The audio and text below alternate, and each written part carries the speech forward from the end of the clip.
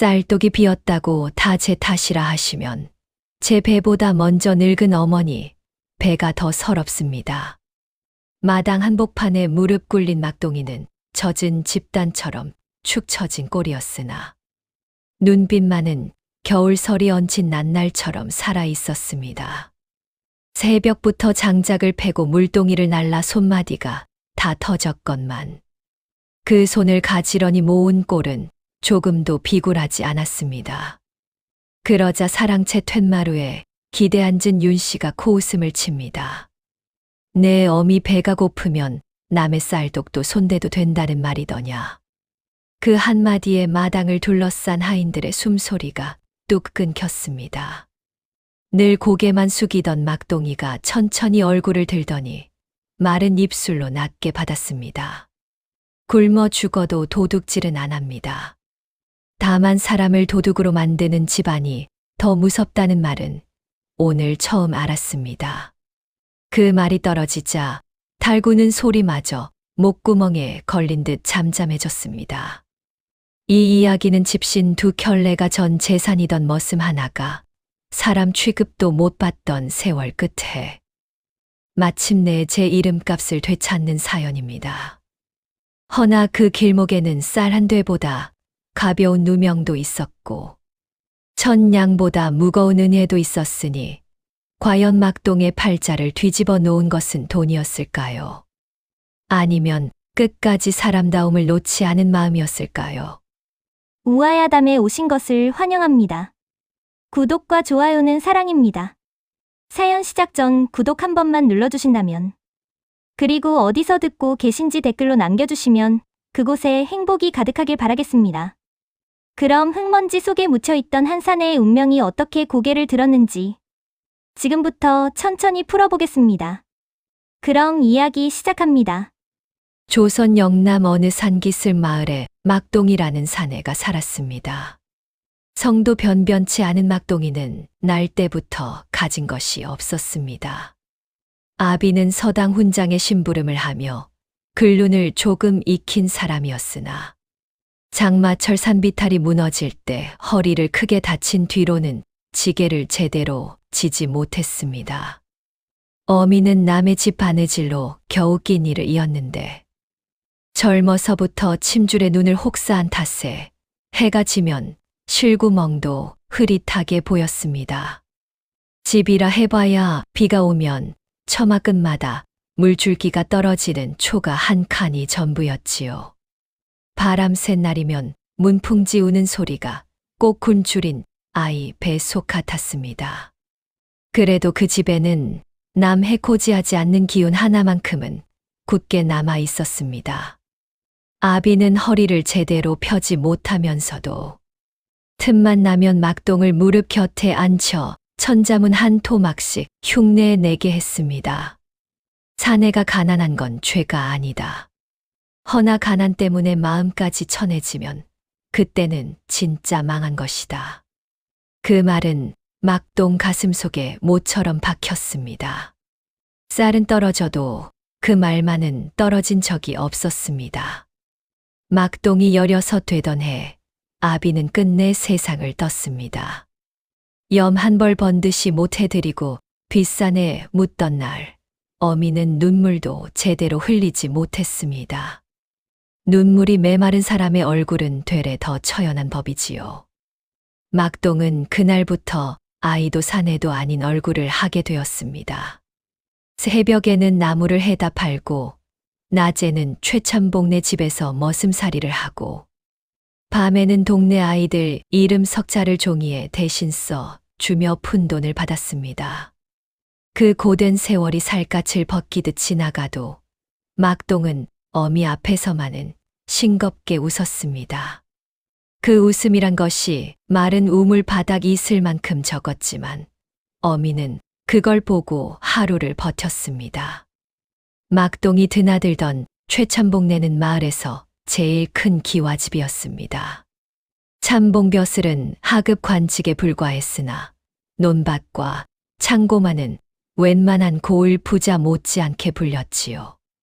대대로 이름난 명문가라기보다 살림 수완과 인맥으로 몸집을 키운 집안에 가까웠습니다. 그래서 겉보기 체면은 양반가였으나 속내는 셈법이 앞서는 분홍 집안의 기질이 더 짙었습니다.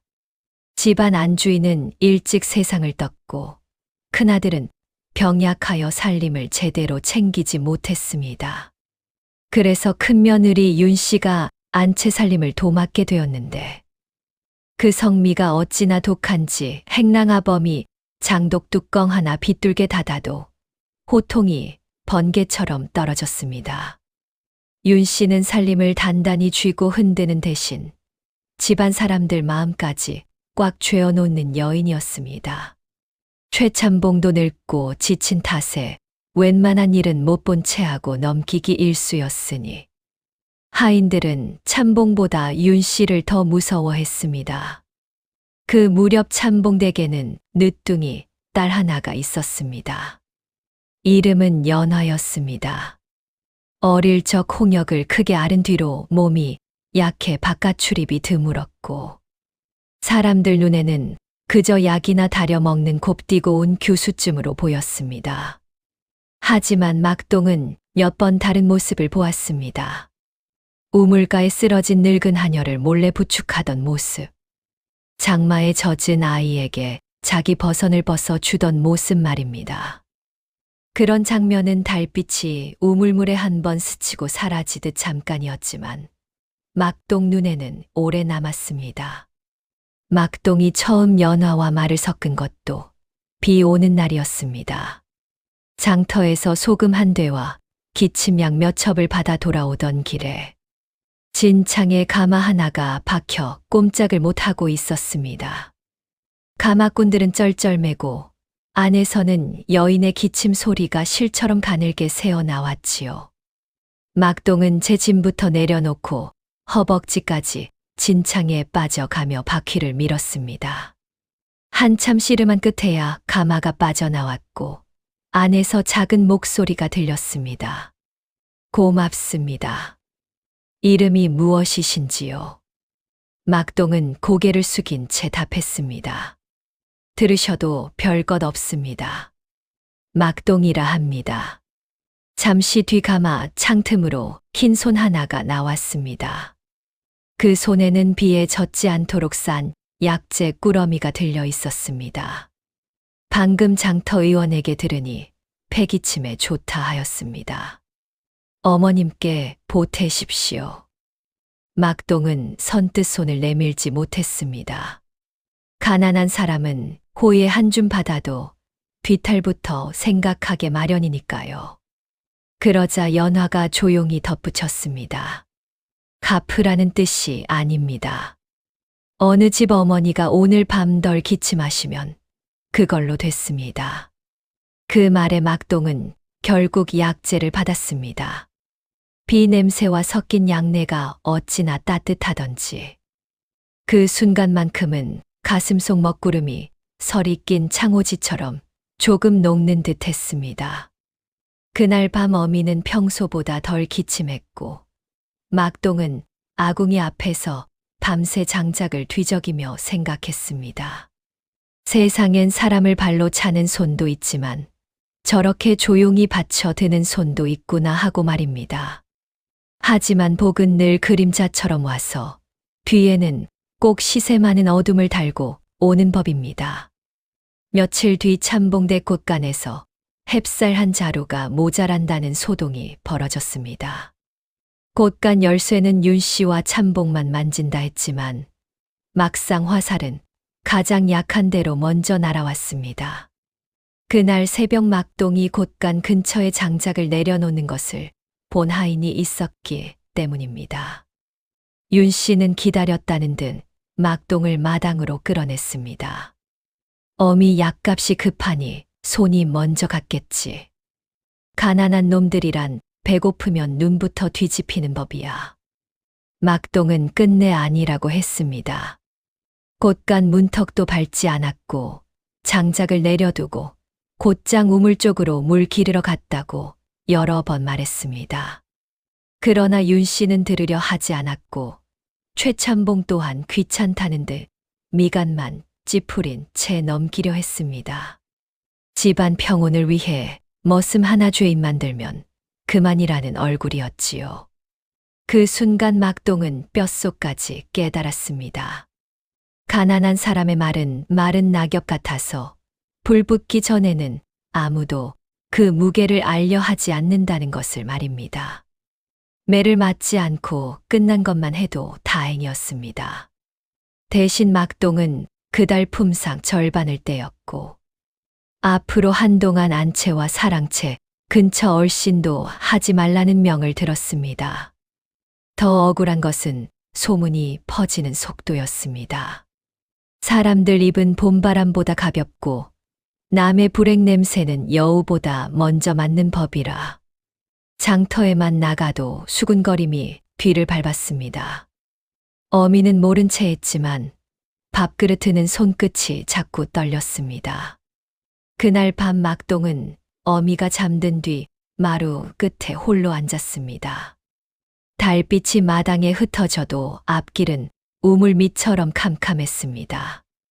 이대로 누명까지 쓴 채 머슴살이를 이어가다간 어미 약 한 첩도 못 사보고 인생이 끝날지도 몰랐습니다. 그렇다고 화를 못 이겨 집을 박차고 나갈 수도 없었습니다. 묶인 것은 발목이 아니라 어미의 숨이었으니까요. 바로 그때 대문 밖에서 누군가 조심스레 인기척을 냈습니다. 나가보니 참봉대 계집종 복녀가 서 있었습니다. 복녀는 사방을 둘러보더니 품에서 작은 보자기를 꺼내 막동 손에 쥐어 주었습니다. 안에는 은전 2잎과 쪽지 한 장이 들어 있었습니다. 쪽지에는 짧게 적혀 있었습니다. 쌀을 가져간 이는 따로 있습니다. 입 다문 자가 많아 지금은 밝히기 어렵습니다. 어머님 약부터 지으십시오. 때가 되면 제가 말하겠습니다. 글씨는 곱고 단정했습니다. 막동은 그 글씨를 어디서 본 적이 있었습니다. 비 오는 날 가마 창틈에서 내밀던 그 손끝처럼 조용하지만 흔들림 없는 글씨였습니다. 연화 아씨였습니다. 막동은 은전을 쥔 손이 뜨거워지는 것을 느꼈습니다. 억울함 속에서도 처음으로 가느다란 길 하나가 열린 듯 했습니다. 그러나 그 길 끝에 무엇이 기다리는지는 알 수 없었습니다. 은혜가 화근이 될지, 진실이 더 큰 재앙을 부를지 아직은 아무도 몰랐습니다. 그리고 바로 다음 날 새벽 최참봉 집에서는 연화의 혼담이 벼락처럼 떨어졌습니다. 그 혼담은 단순한 혼사가 아니었습니다. 누군가의 죄를 덮고 누군가의 입을 막고 누군가의 인생을 헐값에 넘기려는 더 큰 속셈의 시작이었습니다. 연화 아씨의 혼담은 마른 들판에 불씨 떨어지듯 순식간에 온 집안을 뒤흔들었습니다. 상대는 이웃 고을에서 약재와 곡식을 함께 다루는 민진사 댁장남 상겸이었습니다. 겉으로는 글있는 선비처럼 점잖고 속으로는 샘이 칼끝처럼 매섭다는 소문이 따라다니는 사내였지요. 최참봉은 늦둥이 딸의 혼처가 든든해졌다며 흡족해했고 윤 씨는 오래 묵은 빚이라도 털어낼 수 있게 된 사람처럼 얼굴빛이 환해졌습니다. 하지만 연화의 방 안에는 웃음 대신 먹구름 같은 침묵만 차곡차곡 쌓여갔습니다. 복녀는 그날 저녁 막동을 헛간 뒤 빈 우물가로 불러냈습니다. 달빛도 제대로 들지 않는 자리라 서로 얼굴이 반쯤만 보였지요. 잠시 뒤 연화가 회색 장옷 끝을 움켜쥔 채 나타났습니다. 가녀린 체구였으나 눈매만은 억새밭을 거슬러 서는 바람처럼 고닫습니다. 연화는 다짜고짜 보자기 하나를 내밀었습니다. 그 안에는 낡은 장부 한 장과 작은 나무패가 들어 있었습니다. 나무패에는 붉은 먹으로 구휼이라 적혀 있었고 장부 귀퉁이에는 곳간에서 빠져나간 쌀 가마 수와 날짜가 빼곡히 적혀 있었습니다. 막동은 장부를 몇 번이나 뒤집어 보았습니다. 이게 어찌 아씨 손에 있습니까? 연화는 잠시 숨을 골랐다가 낮게 입을 열었습니다. 며칠 전 밤 큰마님 방 건너편에서 윤씨 마님과 친정 오라비 윤칠복이 속삭이는 걸 들었습니다. 우리 집 곳간살이 아니라 관가에서 풀려야 할 구휼미를 몰래 빼돌리고 있었습니다. 흉년 기미가 돈이 값을 더 받으려 창고에 숨겨두고 일부는 민진사 쪽으로 넘기려는 모양입니다. 제 혼담도 그 거래를 굳히려는 뜻이 섞여 있습니다. 막동의 등골이 서늘해졌습니다. 남의 집 쌀 몇 되가 아니라 곤줄인 백성들 입으로 들어갈 곡식을 삼켰다는 말이었으니까요. 그 순간 자신을 도둑 취급하던 윤 씨의 표정이 떠올랐습니다. 남의 허기를 훔쳐놓고도 눈 하나 깜빡이지 않던 얼굴 말입니다. 분노가 가마솥처럼 속에서 부글거렸지만 막동은 이를 악문 채 물었습니다. 그럼 어찌하려 하십니까? 연화는 또 하나의 봉투를 내밀었습니다. 읍내 객주를 맡은 백주상이라는 분께 가주십시오. 돌아가신 어머니와 인연이 깊은 분입니다. 이 편지를 전하면 적어도 말은 들어주실 겁니다. 저는 이 집안에서 할 수 있는 일이 많지 않습니다.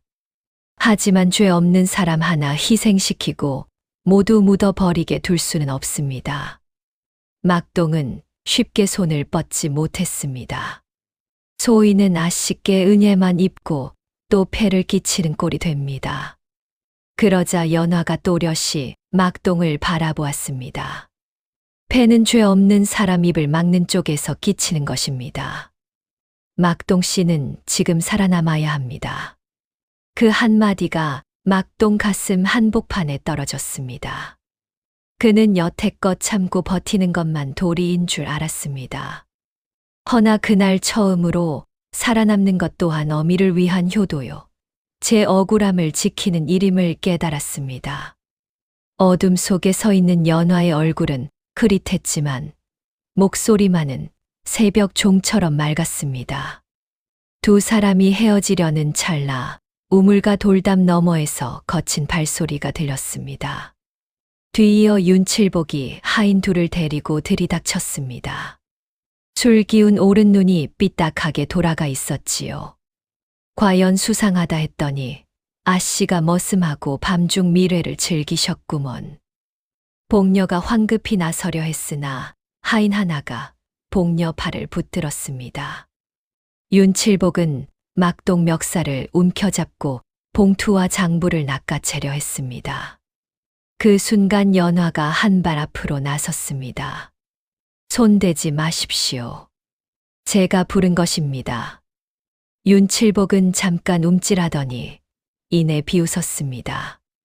아씨가 철이 없어도 너무 없으십니다. 머슴놈 하나 살리겠다고 집안 망신을 사서 담으시렵니까? 연화의 대답은 짧았습니다.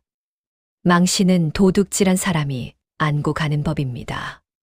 그 말에 윤칠복의 낯빛이 썩은 감처럼 벌개졌습니다. 그는 더는 말을 잇지 않고 하인들에게 눈짓했습니다.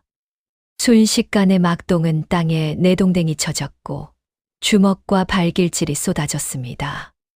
막동은 이를 악문 채 장부 한 장만은 품속 깊이 밀어 넣었습니다. 등이며 옆구리며 불붙은 장작처럼 뜨거웠으나 그 종이 한 장 놓치면 모든 것이 끝난다는 생각뿐이었습니다. 소란을 듣고 나온 최참봉은 얼굴이 사색이 되었으나 집안 체면부터 챙겼습니다. 이 일 더 커지기 전에 저놈을 내보내라. 아씨 입에서 다시는 이름도 나오지 않게 하여라. 막동은 그 자리에서 곧장 쫓겨났습니다. 누명만으로도 모자라 이번에는 아씨를 넘본 건방진 머슴이라는 소문까지 얹혔지요. 복녀가 몰래 따라 나와 찢기지 않은 편지 봉투와 은전 몇 잎을 다시 건네주었습니다. 아씨가 어떻게든 지켜낸 것입니다. 오늘 안에 읍내로 가십시오. 늦으면 더 큰일 납니다. 막동이 집에 돌아왔을 때 어미는 마루에 기대 앉아 피 섞인 기침을 삼키고 있었습니다. 얼굴빛은 창호지처럼 하얗고 손등은 마른 나뭇가지 같았습니다. 막동은 맞은 자국을 숨기려 했지만 어미 눈은 이미 다 익은 뒤였습니다. 또 맞고 왔구나. 그 한마디에 막동은 그만 무너지고 말았습니다. 아이 적부터 참고 삼킨 설움이 멍석 위 콩 쏟아지듯 와르르 쏟아졌습니다. 그러나 어미는 놀라 울지도 섣불리 분해하지도 않았습니다. 그저 떨리는 손으로 막동 머리를 쓸어주며 말했습니다. 너 아비가 그랬다. 사람은 궁할수록 땅만 보게 되는데 그럴수록 멀리 보라고. 막동은 결국 모든 일을 털어놓았습니다. 연화가 건넨 장부 조각, 구휼미, 백주상에게 가야 하는 사정까지 하나도 빼놓지 않았습니다. 이야기를 다 들은 어미는 한참 동안 말이 없었습니다. 그러다 깊은 기침을 겨우 잠재우고 입을 열었습니다. 가거라. 막동은 펄쩍 뛰었습니다. 어머니를 두고 어찌 갑니까? 나 하나 붙든다고 내 팔자까지 묶어두면 그게 무슨 부모 노릇이겠느냐. 숨 붙어 있는 동안은 내가 버틸 테니 너는 사람답게 살 길을 찾아라. 대신 도망치듯 살지는 마라. 내 죄 없음을 밝혀야 나도 눈을 감는다. 그 말은 칠덩굴처럼 막동의 가슴을 조여왔습니다.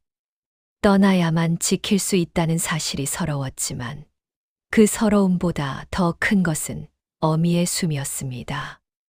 막동은 그날 밤 어미 머리맡에 물을 갈아놓고 새벽 딸기 울기 전에 집신 끈을 동염했습니다. 복녀가 전해준 편지와 장부 조각, 은전, 그리고 어미가 손수 엮어준 낡은 허리끈 하나가 전부였습니다. 문을 나서려는데 어미가 그를 불렀습니다. 막동아. 막동이 돌아보자 어미는 흐릿한 눈으로도 또렷하게 웃었습니다. 빈손으로 태어나도 사람 마음까지 빈 건 아니다. 그거 하나 잃지 말거라. 막동은 끝내 소리 내 울지 못하고 큰절만 올렸습니다. 눈물이 나오면 발길이 붙잡힐 것 같았기 때문입니다. 그는 동이 틀 무렵 안개 자욱한 들길을 걸어 읍내로 향했습니다. 뒷산 능선 위로 해가 붉게 올라오는데 그 빛이 꼭 오래 닫힌 문틈으로 겨우 스며드는 희망 같았습니다. 한편 최참봉 집에서는 연화의 혼담이 더욱 다급히 밀어붙여지고 있었습니다. 윤 씨와 윤칠복은 연화를 하루라도 빨리 민진사 댁으로 보내 입을 막고 뒤에서는 밤마다 가만히들을 몰래 움직이기 시작했습니다. 연화는 자기 몸보다 진실이 먼저 짓눌리는 집 안에서 아무 말 못하고 앉아있을 사람이 아니었습니다. 다만 이제는 밖에서 움직일 손이 막동 하나뿐이었습니다. 읍내 장터는 막동이 알던 마을과는 숨결부터 달랐습니다. 새벽에도 짐꾼들 고함이 그치지 않았고 마른 생선 냄새와 약재 냄새, 젖은 볏짚 냄새가 골목마다 뒤엉켜 떠다녔지요. 사람들 발길은 여울물처럼 쉼 없이 흘렀고 그 한복판에 백주상의 객주가 있었습니다. 붉은 기둥과 넓은 마당을 가진 큰 집이었는데 드나드는 이들만 봐도 절반은 상인이고 절반은 사연 많은 사람이었습니다. 막동은 떨리는 손으로 편지를 내밀었습니다.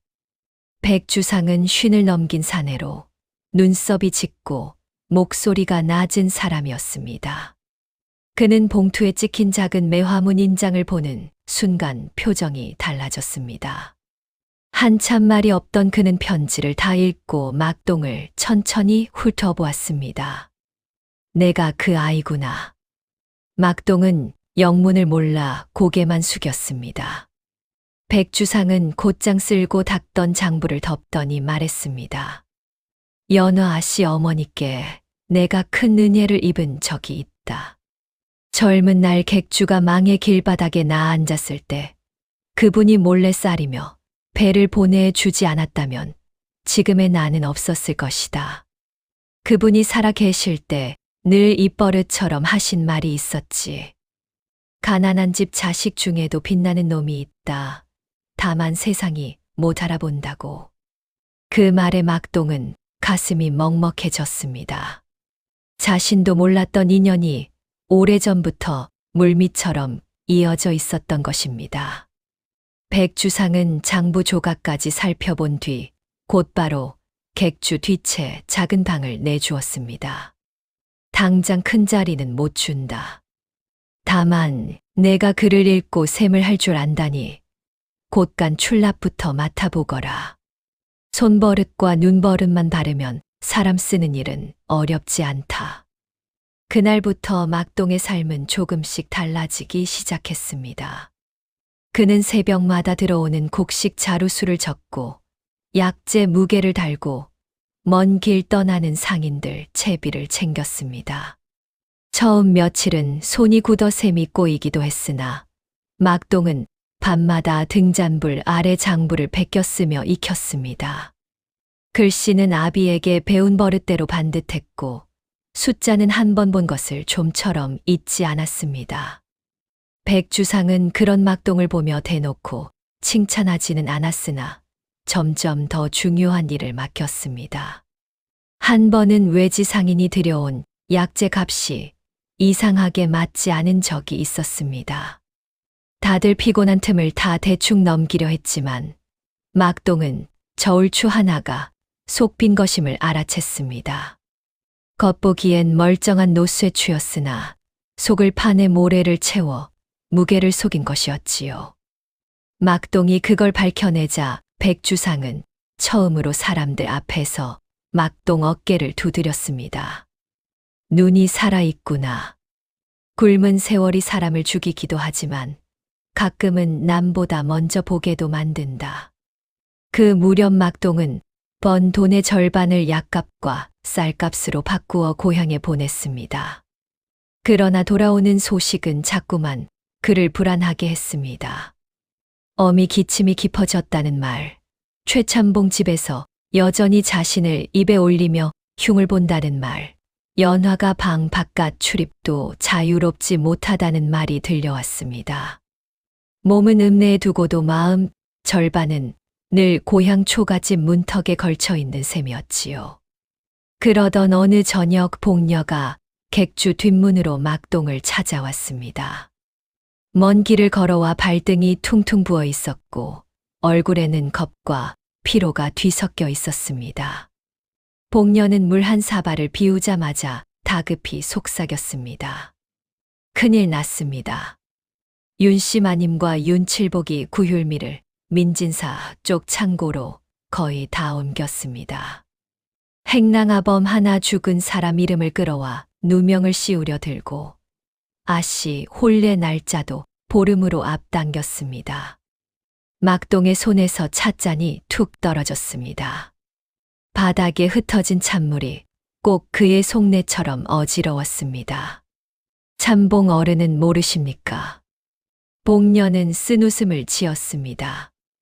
모르시는 게 아니라 알고도 못 본 채 하십니다. 집안 기둥이 무너지는데 체면 천 하나로 덮어보려는 셈이지요. 그날 밤 막동은 백주상에게 모든 사정을 털어놓았습니다. 구휼미 장부 조각 혼담, 자신이 뒤집어 쓴 누명, 그리고 연하와 복녀가 감수한 위험까지 빠짐없이 말했습니다. 백주상은 말없이 듣다가 창밖을 한참 바라보았습니다. 봄이 오는 길목이라 바람은 풀렸지만 세상일은 아직 얼음장 민 물살처럼 매서웠지요. 마침 읍내에는 새로 부임한 이연감이 창고 정리를 엄하게 본다는 소문이 돌고 있었습니다. 백주상은 관아에 약재를 납품하는 터라 현감과도 낯을 트고 있었습니다. 백주상은 자리에서 일어나 서랍 깊은 곳에서 장부 몇 권을 꺼냈습니다. 며칠 전부터 내 객주로 들어오는 곡식 가운데 표식이 억지로 지워진 자루들이 있었다. 나는 혹여 굴량이나 구휼미가 흘러든 것은 아닌지 의심하고 있었다. 내 이야기가 그것과 딱 맞아떨어지는구나. 바로 그때 막동 머릿속에 번개처럼 스치는 것이 있었습니다. 쫓겨나기 전 사랑채 뒤 헛간에 쌓인 가마니 밑단에 흐릿하게 찍혀있던 붉은 인장이 떠오른 것입니다. 구휼. 장부 조각에 적힌 글자와 같은 글자였습니다. 막동은 그 기억을 자세히 설명했고 백주상은 자기 객주로 들어온 수상한 곡식 자루 하나를 뜯어 보이게 했습니다. 안감에 새겨진 붉은 먹 자국이 반쯤 지워져 있었지만 막동은 한눈에 알아보았습니다. 바로 그것이었습니다. 그 뒤 사흘 동안 백주상과 막동은 조심스레 자루 출처를 추적했습니다. 객주 짐꾼 하나가 입을 열었고 밤마다 윤칠복 밑에서 돈을 받고 짐을 날랐던 사내 둘도 붙잡혔습니다. 곡식은 최참봉 집 뒷창고를 거쳐 민진사 쪽 창고로 넘어가고 있었고 흉년 소문이 더 짙어질 때 비싸게 풀어 이문을 챙길 셈이라는 사실도 드러났습니다. 백성 입에 들어갈 밥을 모래주머니처럼 쌓아 두고 값이 오르기만 기다렸던 것입니다. 사람 욕심이란 늦바닥 같아서 한 번 발을 담그면 더 깊은 쪽으로만 가라앉는 법이지요. 그러나 막동은 정작 발걸음을 떼지 못했습니다. 증거가 쌓일수록 어미와 연화가 더 걱정되었기 때문입니다. 자칫 이를 버렸다가 둘에게 화가 돌아가면 어쩌나 싶었습니다. 그런 막동의 마음을 더 세게 흔든 것은 뜻밖에도 어미 소식이었습니다. 며칠 뒤 시간을 내 고향으로 돌아가 보니 어미는 이미 초가집에서 쫓겨난 뒤였습니다. 윤 씨가 오래전 외상값을 들먹이며 방을 비우라 한 것이지요. 어미는 뒷마을 빈 움막에 누워 있었고 몸은 새털처럼 가벼워져 있었습니다. 막동은 그 꼴을 보고 가슴이 무너졌습니다. 이게 다 제 탓입니다. 그러나 어미는 숨을 고르며 고개를 저었습니다. 아니다. 나쁜 놈들이 나쁜 짓을 한 탓이지 어찌 내 탓이겠느냐. 막동은 그날 곧장 품상 모은 돈으로 소달구지를 빌렸습니다. 어미를 이불째 업어 달구지에 태우고 읍내로 데려왔습니다. 백주상은 군말 없이 뒤채 방 하나를 더 비워주고 의원까지 불러주었습니다. 의원은 늦었지만 아주 손 놓을 정도는 아니라 하였습니다. 약을 다리는 동안 어미는 객주 마당 소리를 듣고 있다가 조용히 말했습니다. 여긴 사람 사는 소리가 난다. 그 한마디가 막동에게는 천냥보다 무거웠습니다. 비로소 자신이 어미를 조금이라도 지켜냈다는 생각이 들었기 때문입니다. 며칠 뒤 이 영감은 백주상의 보고를 받고 직접 움직이기 시작했습니다. 현감은 젊고 말수가 적었으나 눈빛만큼은 설이 맞은 칼 같았습니다. 그는 막동이 내민 장부 조각과 자루 안감의 인장 흔적, 짐꾼들 증언을 꼼꼼히 살폈습니다. 그리고 마지막에 막동에게 물었습니다. 거짓 하나 섞지 않고 끝까지 증언할 수 있겠느냐? 막동은 잠시 눈을 감았다 뜨고 답했습니다. 살기 위해 침묵한 적은 있어도 거짓을 제 입에 담은 적은 없습니다. 그 대답에 현감은 짧게 고개를 끄덕였습니다. 그런 보름날 혼례가 열리는 그 자리에서 모두 밝히겠다. 그날 밤 막동은 어미 방 앞에 한참 앉아 있었습니다. 달빛이 대청 끝에 고였고 약다리는 냄새가 은은하게 번졌습니다. 어미는 기침을 가누며 아들을 바라보다가 낮게 말했습니다. 겁나면 더 가거라. 사람은 겁나는 자리에서 진짜 얼굴이 드러난다. 막동은 그 말 끝에 오래 묵은 두려움을 비로소 내려놓았습니다. 다음 새벽 그는 이현감과 관속들 그리고 백주상과 함께 다시 고향 마을로 향했습니다. 보름달 기운이 아직 하늘에 남아 있었고 그들의 발걸음은 조용했지만 결코 가볍지 않았습니다. 보름날 아침 최참봉 집은 겉으로만 보면 잔치집이었습니다. 대청에는 병풍이 펴지고 마당에서는 큰 솥에 물 끓는 소리가 그치지 않았고 행랑채 계집종들은 허둥지둥상을 날랐습니다. 그러나 들뜬 기운 밑바닥에는 흙탕물 같은 불안이 가라앉아 있었습니다. 윤 씨는 입가에 웃음을 걸고도 자꾸만 곳간 쪽을 돌아보았고 윤칠복은 문 밖을 서성거리며 말발굽 소리에도 흠칫흠칫 놀랐습니다. 연화는 붉은 혼례옷을 입고도 얼굴이 백지장 같았습니다. 사람들은 수줍은 신부라 여겼지만 복녀만은 그 창백함이 체념 끝에 남은 마지막 버팀목임을 알고 있었습니다. 민진사댁 장남상겸은 비단 도포를 차려입고 나타났습니다. 웃는 낯은 반반했으나 눈동자에는 사람보다 샘을 먼저 보는 기색이 어려 있었습니다. 그는 혼례상 옆에 놓인 혼수 상자를 슬쩍 훑어보며 입꼬리를 움직였습니다. 그 미세한 움직임만으로도 연화는 알 수 있었습니다. 자신이 사람으로 가는 것이 아니라 집안 구멍 막는 널빤지처럼 넘겨지는 것임을 말입니다. 슬픔이 젖은 억새처럼 가슴을 훑고 지나갔으나 연화는 끝내 고개를 들었습니다. 오늘 아니면 끝이라는 걸 알고 있었기 때문입니다. 막 혼례 절차가 시작되려는 참에 대문 밖에서 관속들이 외치는 소리가 울렸습니다. 현감, 날이 행차시다. 그 한마디의 잔치집 소리가 바람 꺼진 초롱처럼 와락 죽었습니다. 이현감이 관속들과 함께 대문을 넘어 들어섰고 그 뒤에 백주상과 막동이 서 있었습니다. 누더기 머슴 차림 대신 깨끗한 회색 두루마기를 입은 막동은 예전과 달라 보였지만 얼굴에 밴 굳은 살의 세월까지 지울 수는 없었습니다.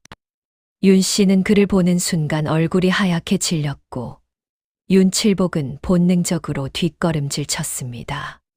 최참봉이 황급히 앞으로 나서 절하며 웃었습니다. 이 경사스러운 날에 어찌 여기까지 발걸음을 하셨습니까? 이현감의 목소리는 담담했습니다. 경사라 하여 굶주린 백성 몫이 함께 차려진다면 그것은 경사가 아니라 죄가 된다. 현감은 더 말하지 않고 관속들에게 곳간과 뒷창고를 수색하게 했습니다. 얼마 지나지 않아 뒷창고에서 가만히 수십 자루가 쏟아져 나왔습니다. 겉포장은 민진사댁 표식으로 덧씌웠으나 안감을 들추자 붉은 먹 자국이 드러났습니다. 구휼. 그 두 글자가 대청마루보다 더 또렷하게 사람들 눈에 박혔습니다. 윤칠복이 발뺌하려 달려들었습니다. 저건 제가 모르는 일입니다. 운반꾼들이 멋대로 한 짓일 수도 있습니다. 그때 백주상이 앞으로 나와 객주 장부를 내보였습니다. 언제 어느 날 몇 자루가 들어왔고 누구 심부름으로 다시 빠져나갔는지 모두 적혀 있었습니다. 이어 붙잡혀 온 짐꾼 둘이 무릎을 꿇고 윤칠복 이름을 댔습니다. 마지막으로 막동이 품에서 낡은 장부 조각을 꺼내 놓았습니다. 연화가 건넨 바로 그 조각이었습니다. 남은 원장부와 맞춰보니 찢긴 결까지 정확히 이어졌고 중간에 고쳐 적은 수량까지 낱낱이 드러났습니다. 이현감은 윤 씨를 돌아보았습니다. 머슴 막동을 도둑으로 몰아세운 것도 이 장부를 감추기 위함이었느냐. 윤 씨는 처음에는 끝까지 부인했습니다. 그러나 연화가 자리에서 일어나 천천히 앞으로 나섰습니다. 다리 끝이 떨렸으나 목소리는 흐트러지지 않았습니다. 제가 들었습니다. 윤씨 마님과 윤칠복이 구휼미와 혼담을 함께 의논하던 것을요. 저를 민진사 댁에 보내면 이 일도 잠잠해질 것이라 하셨습니다.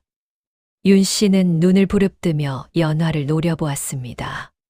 계집애가 미쳤구나. 연화는 한치도 물러서지 않았습니다. 미친 것은 굶는 사람 목까지 삼킨 욕심입니다.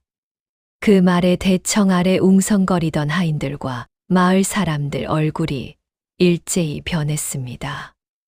모두 짐작만 하던 추악한 속내가 드디어 햇빛 아래로 나온 것입니다. 민진사 댁 상겸은 재빨리 뒤로 빠지려 했으나 관속이 가로막았습니다. 객주 장부에는 그 집 창고로 곡식이 들어간 기록도 뚜렷이 남아 있었지요. 그는 입술만 달싹거릴 뿐 아무 말도 하지 못했습니다. 모든 것이 들통난 뒤에도 최참봉은 한참 동안 자리에 주저앉아 있었습니다. 마치 자기 집 기둥이 눈앞에서 썩어 무너지는 걸 처음 보는 사람 같았지요. 그는 떨리는 손으로 얼굴을 감싸 쥐더니 한참 뒤에야 막동 쪽을 바라보았습니다. 내가 내 말을 한 번만이라도 제대로 들었더라면. 막동은 그 말에 고개를 숙였습니다. 원망이 없는 것은 아니었으나 그 순간만큼은 쓰러진 늙은 사람의 그림자가 더 커 보였습니다. 사람은 때로 칼로 상처를 내기도 하지만 외면 하나로 더 깊은 상처를 남기기도 하지요. 참봉은 바로 그 죄를 뒤늦게 깨닫는 얼굴이었습니다. 이 현감은 윤칠복과 상겸, 관련된 하인들을 모두 결박하게 했습니다. 윤씨 역시 관하로 끌려가 조사를 받게 되었습니다. 최참봉은 집안 관리 소홀과 구휼미 은닉 책임을 물어 재산 일부를 몰수당했고 마을 창고 보전 비용을 내야 했습니다. 한순간에 거대한 기와집의 위세는 장맛비에 씻긴 흙담처럼 허물어졌습니다. 그리고 그 자리에서 막동의 누명도 완전히 벗겨졌습니다. 이 현감은 사람들 앞에서 또렷이 말했습니다. 막동은 도둑이 아니라 이 고을 굶주린 백성들의 밥줄을 살린 자다. 억울한 누명을 참고도 끝내 거짓으로 맞서지 않은 마음을 내가 직접 본다. 마당 끝에 서 있던 사람들 사이로 술렁임이 번졌습니다. 며칠 전까지만 해도 막동을 손가락질하던 이들이 이제는 눈을 제대로 들지 못했습니다.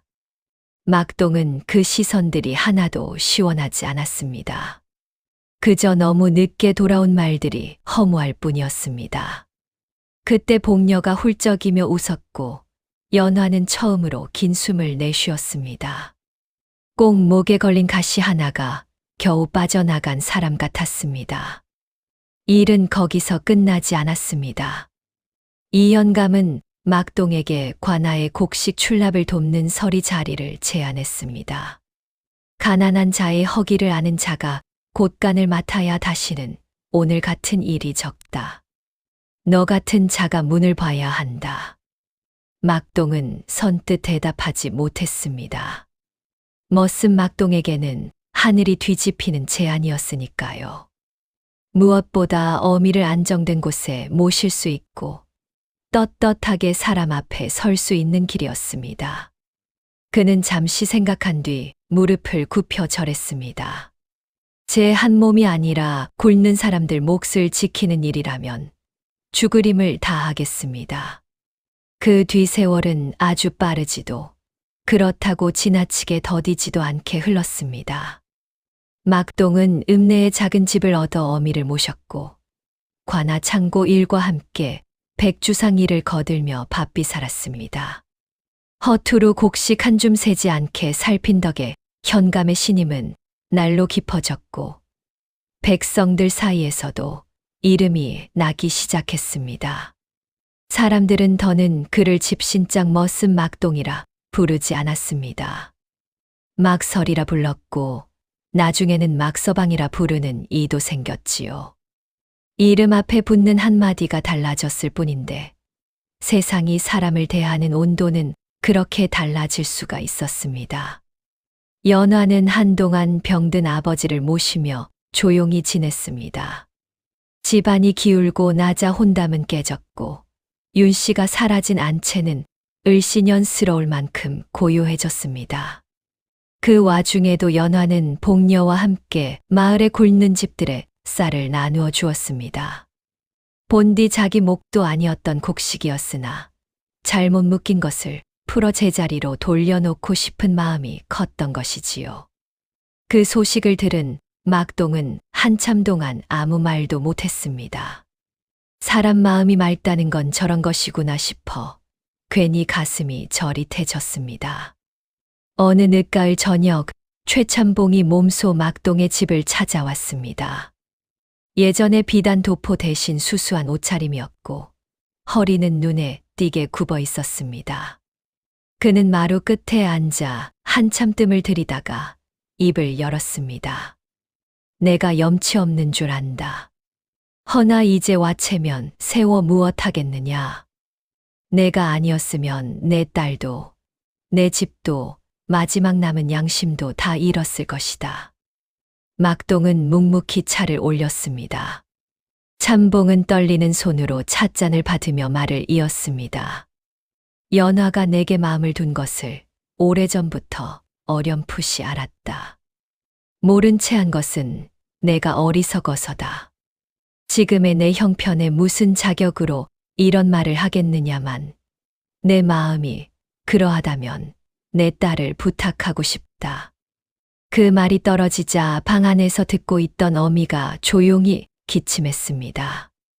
막동은 얼굴이 달아올라 쉽게 대답하지 못했습니다. 허나 잠시 뒤 방문이 열리고 연화가 들어왔습니다. 예전처럼 고운 비단은 아니었으나 눈빛만은 우물가에서 처음 마주쳤던 그 단단함 그대로였습니다. 연화는 참봉보다 먼저 막동을 바라보며 말했습니다. 저는 높고 낮음을 따질 마음이 없습니다. 힘겨운 날에도 사람을 사람으로 본 분 옆에서 살고 싶을 뿐입니다. 막동은 그 말 앞에서 오래 품어온 고단함이 눈 녹듯 쓰러지는 걸 느꼈습니다. 봄은 늘 제때 오는 줄 알았는데 어떤 사람에게는 이렇게 늦게 오기도 하는구나 싶었습니다. 그는 마침내 고개를 들어 또렷이 답했습니다. 소인은 가진 것이 많지 않습니다. 그래도 끝까지 귀히 여기며 살겠습니다. 그 이듬해 초봄, 마을 어기 감나무 아래서 소박한 혼례가 치러졌습니다. 기와집 호화로움도 대단한 혼수도 없었지만 사람들 얼굴에는 예전 잔치보다 더 진한 웃음이 떠올랐습니다. 막동의 어미는 새로 지은 깨끗한 저고리를 입고 아들 옆에 앉아 있다가 연화 손을 꼭 붙들고 한참 놓지 못했습니다. 내 눈이 어두워 내 얼굴은 또렷이 못 봐도 내 마음은 손끝으로 안다. 그 말에 연화는 끝내 눈물을 떨궜고 막동도 고개를 돌려 한참 하늘만 바라보았습니다. 눈물이라는 것이 부끄러워 숨긴다고 사라지는 것은 아니더군요. 혼례 뒤 막동은 더 부지런히 일했습니다. 자기 집 밥상만 불리려 하지 않고 흉년이 돌 때마다 곡식값을 억지로 올리려는 자들을 막아 섰습니다. 백주상은 훗날 객주 일부를 막동에게 맡겼고 막동은 관하 일과 객주 일을 바르게 꾸려 읍내에서 가장 믿을 만한 사람으로 자리 잡았습니다. 머슴이라 업신여김 받던 사내가 어느새 남의 끼니를 챙기는 사람으로 바뀐 것입니다. 인생 역전이라 하면 대단한 벼슬이나 금은보화를 먼저 떠올리기 쉽지만 어쩌면 진짜 뒤집힌 것은 막동의 자리가 아니라 그를 보는 세상의 눈이었는지도 모릅니다. 그리고 그 모든 날들 끝에서 막동은 가끔 처음 쫓겨나던 새벽을 떠올리곤 했습니다. 집신끈 하나 달랑 묶고 안개 낀 들길을 걷던 그날 말입니다. 만일 그때 어미의 말이 없었다면, 연화의 손길이 없었다면, 백주상의 은혜가 없었다면, 그는 평생 누명 속에서 고개도 못 들고 살았을 것입니다. 사람 하나의 팔자는 제 힘만으로만 뒤집히지 않는 법입니다. 누군가는 믿어주고, 누군가는 붙잡아주고, 누군가는 끝내 진실을 말해 주어야 비로소 뒤집힙니다. 옛말에 이르기를 콩 심은 데 콩 나고 팥 심은 데 팥 난다고 하였습니다. 윤 씨와 윤칠복은 욕심을 심어 화를 거두었고 막동과 연하는 의리와 양심을 심어 사람의 복을 거두었습니다. 가난이 사람을 낮추는 것이 아니라 끝내 사람다움을 놓는 순간 스스로 낮아지는 것임을 이 이야기는 조용히 일러줍니다. 또 아무리 세상이 모른 채해도 바른 마음은 끝내 제자리를 찾아 빛난다는 것도 함께 남깁니다. 오늘 이야기는 여기까지입니다.